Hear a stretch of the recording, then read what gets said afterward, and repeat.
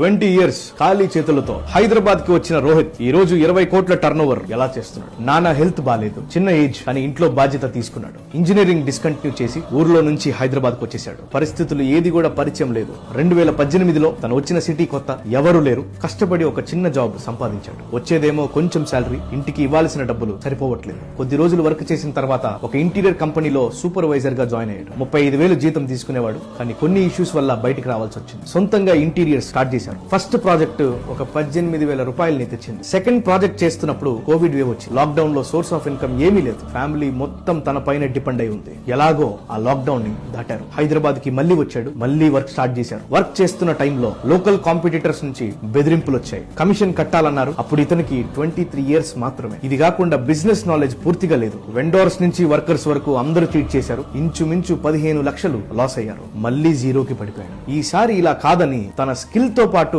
Business knowledge పెంచుకోవాలని books ని ఇంకా ఇంటర్నెట్ ని యూజ్ చేసుకున్నాడు. మళ్ళీ కంబ్యాక్ ఇచ్చాడు. ఇప్పుడు ఆయన కంపెనీ ఇన్ఫినైట్ ఇంటీరియర్స్ 20 కోట్లు రొటేషన్ జరుగుతున్న కంపెనీగా ఎదిగింది. ఒక మోడ్యులర్ ఫ్యాక్టరీ బిల్డ్ చేసుకున్నారు. తన ఆఫీస్ లో 20 మందికి ఎంప్లాయ్మెంట్ ఇచ్చారు. సిటీకి వచ్చి కష్టపడిన ఇతను తనలా ఎవరు కష్టపడకూడదని లాస్ట్ 6 months నుంచి ఎవరైతే పూర్ స్టూడెంట్స్ కి 1 lakh వర్త్ అయిన ఇంటీరియర్ డిజైనింగ్ కోర్స్ ని ఫ్రీగా నేర్పిస్తున్నారు. బాగా పర్ఫార్మ్ చేస్తున్న వారికి ప్లేస్మెంట్స్ కూడా ఇస్తున్నారు. అలా వీరి దగ్గర ట్రైనింగ్ అయిన వాళ్ళు 25 మెంబర్స్ ఓన్ గా కంపెనీ స్టార్ట్ చేశారు. సహాయం కోసం అడిగిన ప్రతిసారి తలుపులు ఎప్పుడు మూసే ఉంటాయట.